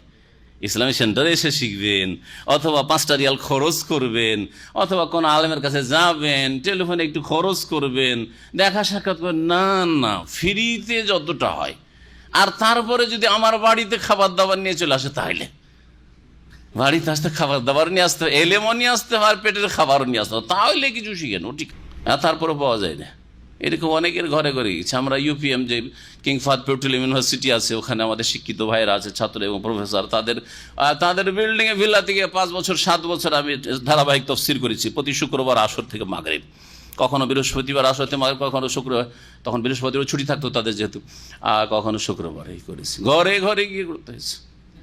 হ্যাঁ, তারপরেও অল্প লোকই আসে, কারো দুনিয়ার ব্যস্ততা থাকে, কারো অন্তর বাঁকা বিদাতের কারণে, শিরকের কারণে, গোঁড়ামির কারণে, বিভিন্ন রকমের রোগাক্রান্ত, আর অল্প কিছু লোক হক শিখতে চায়, জানতে চায়। এরকম বহু জায়গায়, শুধু একটি নজির বললাম, বহু জায়গায় তাদের কাছে গিয়ে রেডিমেড হালুয়া খাই। বলছেন যে বাকি লোকের আস্তে আস্তে, মুসলিমরা ফিরে আস্তে আস্তে, ওয়াল আসরা মুজান্দালাতুন বাইনা ইয়াদাই রাসূলিল্লাহ, যত বন্দী নবী সাল্লাল্লাহু আলাইহি ওয়াসাল্লামের সামনে সব বন্দী হয়ে বেঁধে সবকে হাজির করে দিলেন। সাহাবায়ে কেরামরা সব হাজির।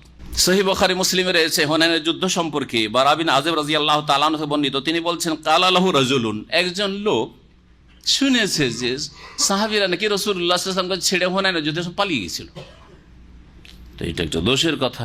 তো এই যে সংশয় তার অন্তরে ছিল, সে জিজ্ঞেস করছে, ইয়া আবা ওমারা, এ বারা বিন আযিবকে আবু ওমারা বলা হয়, আবু ওমারা, আফারারতুম আন রাসূলিল্লাহ ইয়াউমা হুনাইন, বুখারী মুসলিমের হাদিস, হুনাইনের দিনে কি তোমরা পালিয়ে গেছিলে রাসূলুল্লাহ সাল্লাল্লাহু আলাইহি ওয়াসাল্লামের কাছ থেকে? ফাকালা, শোনো, আমরা পালিয়েছিলাম কিন্তু রাসূলুল্লাহ পালান নাই।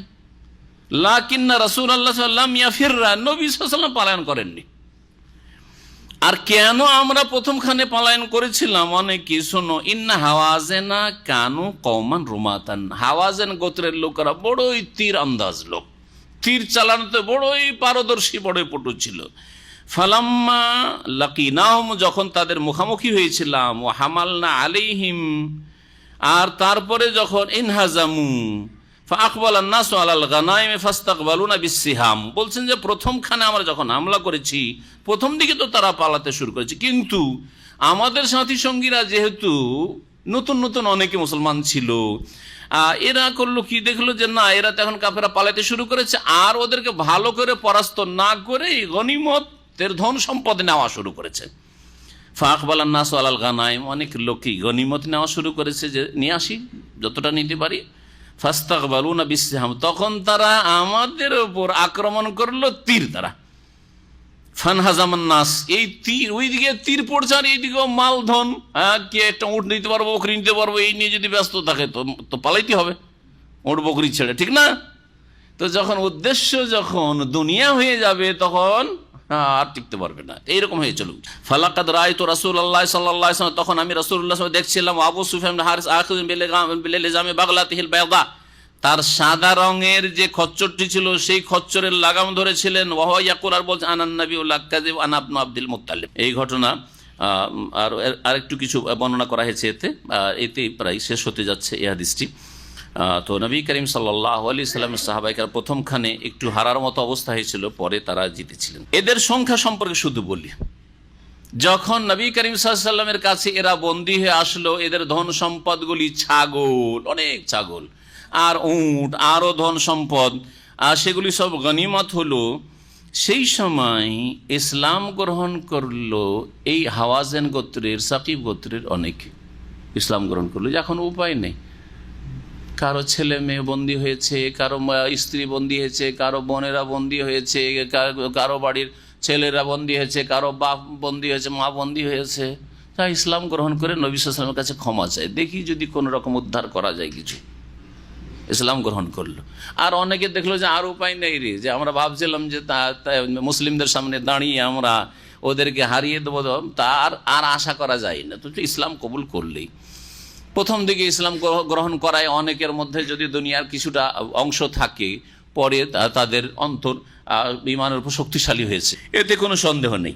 তবে সবাই যে ওই রকম ছিল তা ছিল না, কিছু থাকতে পারে। যাই হোক, এরা তওবা করে আসলো যে আমরা এখন কালেমা পড়ে মুসলিম হবো, যারা বন্দী হয়নি। আর আসার পরে দরখাস্ত করলো যে আমরা তো মুসলমান হয়ে গেছি, সুতরাং আমাদের বাপ, আত্মীয় স্বজন, ছেলে মেয়ে ইত্যাদি শিশু, নারী শিশু, এরা যে বন্দী হয়েছে, দাসী হয়েছে, এদেরকে ফিরিয়ে দেওয়া হোক। আর আমাদের ধন সম্পদ, এত টাকা পয়সার ধন সম্পদ, ছাগল আর উট, এগুলো যেগুলো ফিরিয়ে দেওয়া হোক। নবী করিম সাল্লাল্লাহু আলাইহি ওয়াসাল্লাম বললেন যে দেখো, 2-এর 1, দুটোই পাবে না। নবী করিম সাল্লাল্লাহু আলাইহি ওয়াসাল্লাম ওই সময় জেরানা নামক একটি জায়গায় গানিমাতের ধন সম্পদ ভাগ করছিলেন সাহাবায়ে কেরামদের মাঝে। জেরানা, মনে রাখবেন জেরানা জায়গাটি, জানেন জেরানা সম্পর্কে? কারণ জেরানা থেকে উমরার একটি বিদাত করা হয় আজকাল, আর বিশেষ করে ইন্দোনেশিয়ান লোকদের সবচাইতে উত্তম উমরা হচ্ছে জেরানার উমরা। যেমন ইন্ডিয়া, বাংলাদেশ, পাকিস্তানের বিদাতি ভাইদের সস্তা উমরা হচ্ছে 100 পরে 25-50 উমরা ডেলি 5টা করে উমরা হাজিরা এসে করে, ওইটা হচ্ছে মসজিদে তানিম, মসজিদ আয়েশা থেকে, যেটা মসজিদ আয়েশা বা মসজিদ তানিম এখান থেকে করে। আর তারপরেও আরো মজার কথা বলি, এ তো এমনিতেই করে না। এক বিদাতি বই পড়লাম, উর্দুতে লিখেছে কোন পাকিস্তানি অথবা ইন্ডিয়ান বিদাতি, যে सबसे अफजल उम्रा बेहतरीन उम्रा जेराना का उम्रा है, अगर तनीम से उम्रा ना करके अब जेराना जाए तो बहुत फजीलत है। বুঝছেন না? তানিমের উমরা না করে এই যে দুরিয়ালে যে উমরা হয়ে যায় মক্কার মধ্যেই তো মসজিদে তানিম, ওখানে না যদি জেরানা একটু চলে যান, যেটা তায়েফের কাছাকাছি, মক্কার তায়েফের মাঝখানে জেরা নামক একটা এলাকা, ওখান থেকে উমরা করেন তো বেশি সওয়াব রয়েছে। একটা হাদিস, একটা দলিল, একটা আয়াত না হাদিসে যে রানার উমরার বড় ফজিলত আছে চাই থাকলো ওদেরকে, যারা এইসব বিদাতি উমরা করতে বলে। একটি হাদিস যে মা আয়েশার মাসিক হওয়ার কারণে শুধু মসজিদে তানিম থেকে উমরা করেছিলেন বাইরের লোক, আর কোন বাইরের লোক এইরকম ঘন ঘন উমরা করেছে, একটি হাদিস। মা আয়েশা নবীর বিবি উমরা করতে যাচ্ছেন, কেন স্বামী সাথে হলেন না, চলো তুমি যখন উমরা করছো আমি কেন বসে থাকবো? নবী কি অনাগ্রহী ছিলেন নেকির কাজে? তোমার সাথে আমি একটা সেরে নিই, অতিরিক্ত হয়ে যাবে।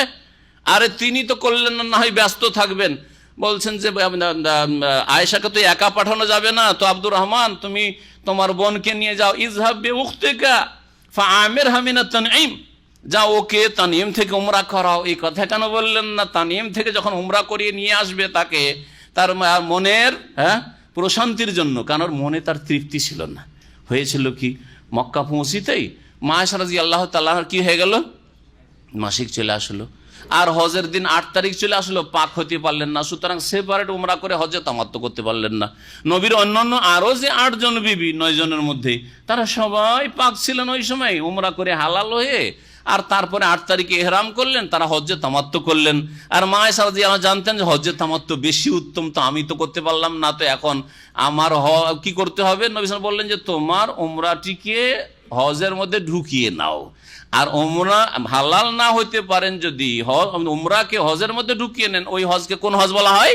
কেরান বলা হয়। যদি দুটোকে একসাথে মিলিয়ে নেন তাহলে ওর নাম হয়ে গেল কেরান। তো মা আয়েশা কেরান করেছেন, উমরার নাকি অবশ্যই পেয়েছেন, উমরা হয়ে গেছে কিন্তু একসাথে হয়েছে, আলাদা করে হইল না। আর সতীনেরা আলাদা আলাদা নিয়ে যাবে, আর সবচেয়ে বেস্ট উমরা, উত্তম উমরা নিয়ে যাবে। কাঁদছিলেন তিনি যে হাই রে, আমার কি হলো রে, আমি করতে পারলাম না, আমার নসিবটা খারাপ। নবী সাল্লাল্লাহু আলাইহি ওয়াসাল্লাম বলছেন, যাও আয়েশা, তোমার মনের শান্তির জন্য আরেকটা উমরা তুমি করে আসো। আব্দুর রহমানকে দিয়ে পাঠান, আবু বকরের ছেলে, মা আয়েশার ভাই, কিন্তু তাকে বললেন তুমি একটা উমরা করে নিও। আর আপনি যাবেন এখান থেকে 80 থেকে 100 টাকা দিয়ে, আর যাওয়ার পরে দিনে 5টা উমরা, একদিনও না। আমি কয়েক ভাইকে এরকম জিজ্ঞেস করেছি, এক ভাইকে জিজ্ঞেস করছি যে কটা উমরা করলেন, জানি যে এরা বেশি করে, কয়টা উমরা করলেন, বাসায় এসে বসতেছে, কয়েক বছর আগের কথা। তো বলছে যে হুজুর বেশি পারিনি, কয়টা 5টা করেছি, 5টা করেছি। সকাল 9টা থেকে 10টায় গাড়িটা পৌঁছে এখান থেকে, যে দামাম থেকে, তাই না? 9টা থেকে 10টা বাজে গাড়িটা পৌঁছে। উমরা করলে বাজে 12টা থেকে 1টা বাজে, জোহর পড়ে। জোহর পর থেকে শুরু করে এশা পর্যন্ত, আর মাগরিব এশা পড়ার জন্যই তো মক্কা গেছেন, তো মাগরিব পর্যন্ত টাইম বলতে হবে। আর না মাগরিব এশার মাঝে উমরা করতে থাকবেন, যদি উমরার মধ্যে একটা উমরার মধ্যে তাকে ধরলাম যে ওখানে তো অফ সাইডে না হয় সারা যাবে, এশা পরেই তো দৌড় দিতে হবে, বাসের দিকে খাওয়ারও ফুরসত নাই, ঠিক কিনা? আর এই কয়েক ঘন্টার মধ্যে 5টা উমরা, তো তো কেরামতি, তো কেরামতি, বড় কেরামতি, বিদাতের কেরামতি, বুঝলেন না? বিদাতের কেরামতি। নবী করিম সাল্লাল্লাহু আলাইহি ওয়াসাল্লাম 8 দিন যেতে 8 দিন আসতে 16 দিন, আর উমরা করে 16 দিনে ফিরছেন একটা উমরা করে, সবগুলি সফরে। হয়েছিল কি, এখন আসল ঘটনা আছে। যে রানাতে নবী করিম সাল্লাল্লাহু আলাইহি ওয়াসাল্লাম গনিমতের মালধন যখন বন্টন করলেন, আর রাতে যথেষ্ট সময় আছে, এখন আর কোনো কাজকর্ম নেই, তো এই সময়টাকে কাজে লাগায়।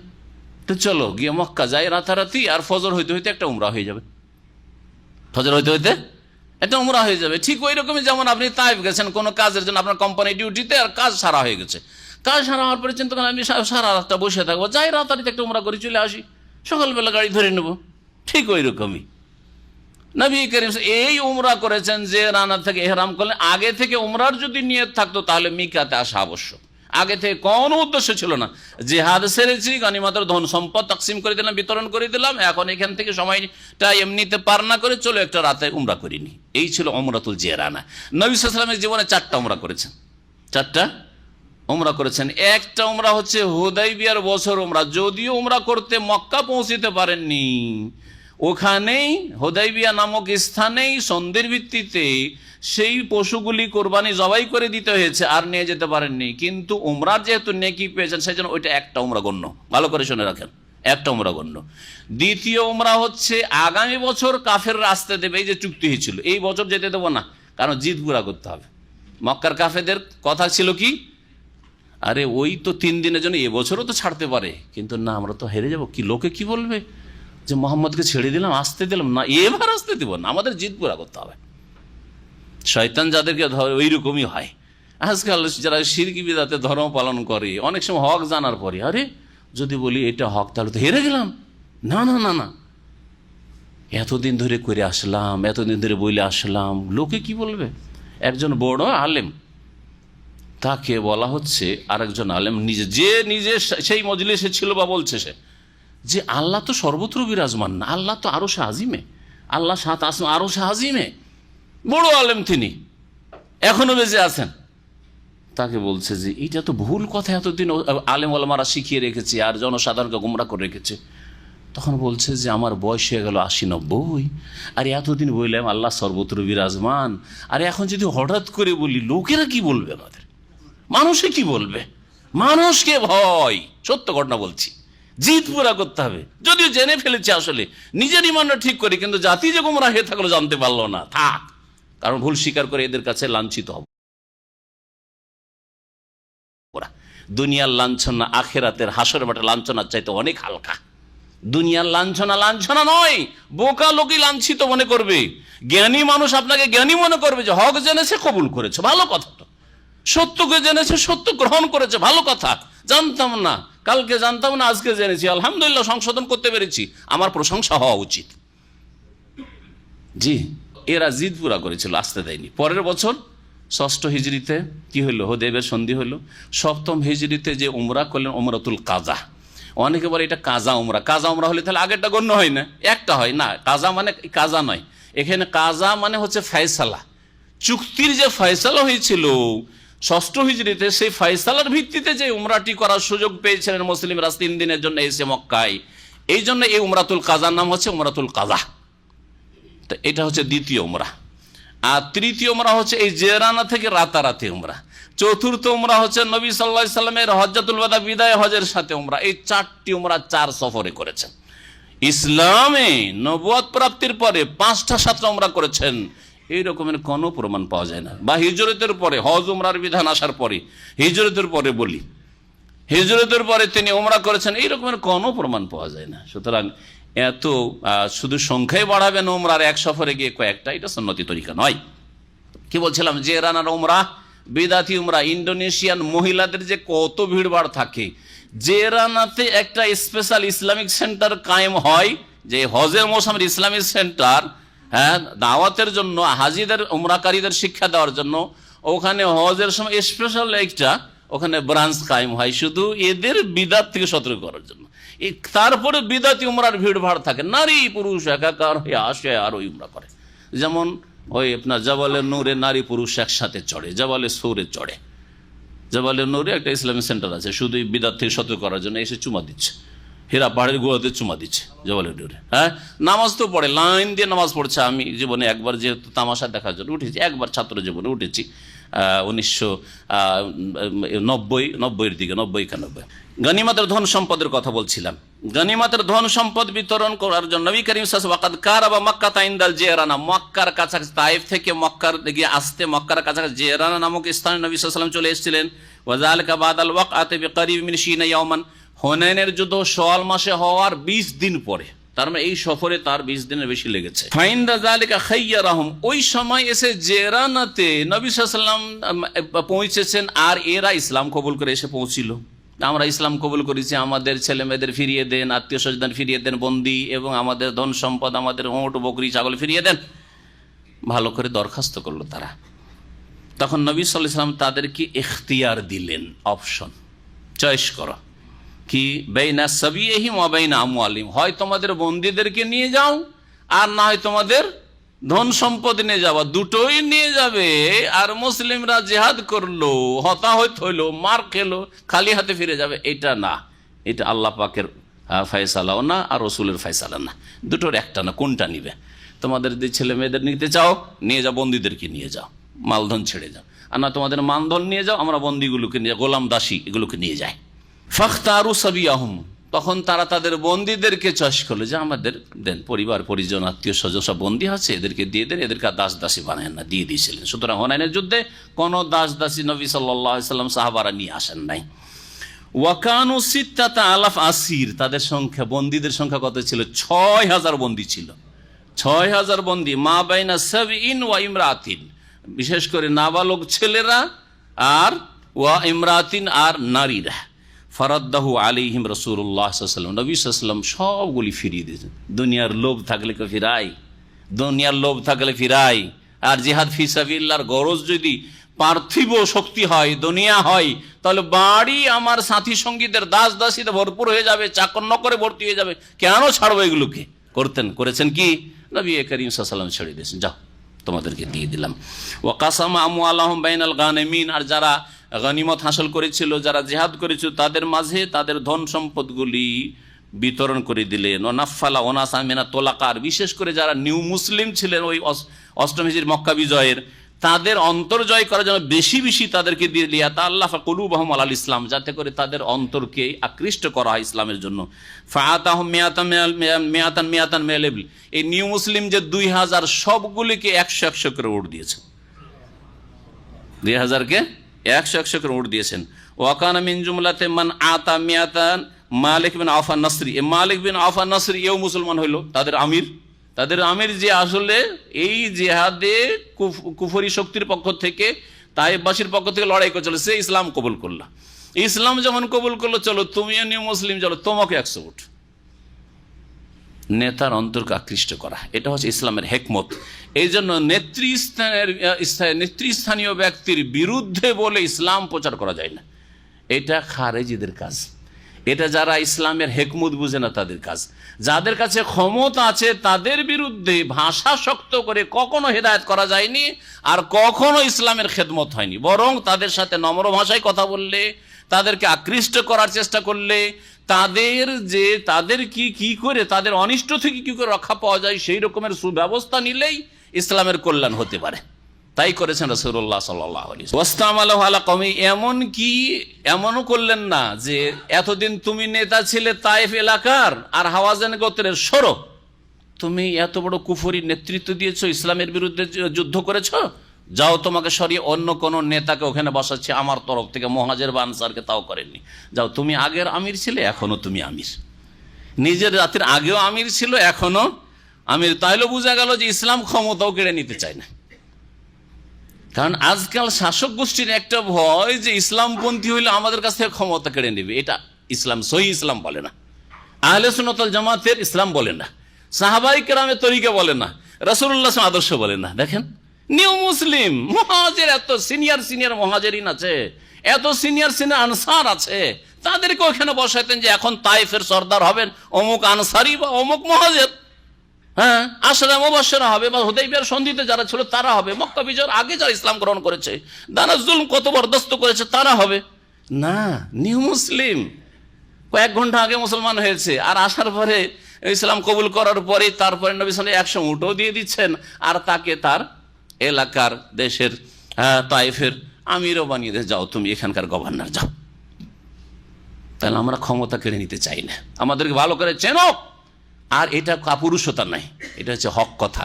এরপরেও যদি কারো অন্তর বাঁকা থাকে তাহলে রসুলের আদর্শ মানতে রাজি না, রসুলের আদর্শ মানতে। কারণ অনেকে বলে যে এরা সরকারের চামচা, এরা সরকারের দালাল, এরা ইহুদি নাসারার দালাল, আর নবীর কথা বলছে আর সরকারের দালাল হয়ে গেলাম, নবীর কথা বলছি আর ইহুদি নাসারার দালাল হয়ে গেলাম। তো নবীর কথা বলে যদি সরকারের কেউ দালাল হয় বা জালেমদের দালাল হয় আপনাদের ভাষায়, অথবা ইহুদি নাসারার দালাল হয়, তাহলে এতে অসুবিধা নেই, এটা ভালো কথা, কোনো খারাপ কথা না। এই নেতৃত্ব পেয়ে আর 100 উট পেয়ে আওফ বিন মালিক, যে ওই তাইফের হাওয়াজেনের যে নেতা, হ্যাঁ, সে নবী সাল্লাল্লাহু আলাইহি সাল্লামের প্রশংসায় কবিতা আবৃত্তি করলো। কবিতা আবৃত্তি, কাসিদা, একটা কাসিদা, যা ইবনে কাসির রহমতুল্লাহ উল্লেখ করেছেন, আমি উল্লেখ করব। এখানেই শেষ করছি, সময় মনে হয় সময় শেষ হয়ে যাচ্ছে। তাফসীর এতটুকু, একটি আয়াতে তাফসীর করেছি, কারণ এটা হুনাইনের সাথে সম্পর্কিত 3 নম্বর আয়াত। জি, আল্লাহ পাক রব্বুল আলামিন বলছেন, সুম্মা ইয়াতুবুল্লাহু মিন বাদি যালিকা আলা মান ইয়াশা, অতঃপর আল্লাহ রাব্বুল আলামিন তওবা কবুল করলেন এরপরে, মানে হুনাইন যুদ্ধের পরে, আলা মান ইয়াশা, যার চাইলেন। এই যে হাওয়াজেন গোত্রের, সাকিব গোত্রের লোকেরা ইসলাম গ্রহণ করলো, অনেক ইসলাম গ্রহণ করলো, আল্লাহ পাক তওবার তৌফিক দিলেন। আল্লাহু গফুরুর রহিম, এবং আল্লাহ পাক রব্বুল বড় মার্জনাকারী, বড় দয়ালু। আল্লাহ যদি মার্জনাকারী না হইতেন, আল্লাহ যদি দয়ালু না হইতেন, আমাদের মতো সংকীর্ণতা যদি আল্লাহর রহমতে আর মাগফিরাতে থাকতো, তাহলে তোরা জালেম নবীর বিরুদ্ধে জিহাদ করলি, আর এত সাহাবাই কেন তীর বর্ষালি, আর তোদেরকে মাফ করব, তোদের ইসলাম কবুল করব, মার এগুলোকে সবকে গোলাম বানা, দাস দাসী বানা, ঠিক না? তাতে করলেন না, আল্লাহ পাক তওবা কবুল করলেন, হিদায়াতের তৌফিক দিলেন। আল্লাহু গফুরুর রহিম। সাল্লাল্লাহু আলা নবিয়িনা মুহাম্মদ ওয়া আলা আলিহি ওয়া সাহবিহি আজমাইন।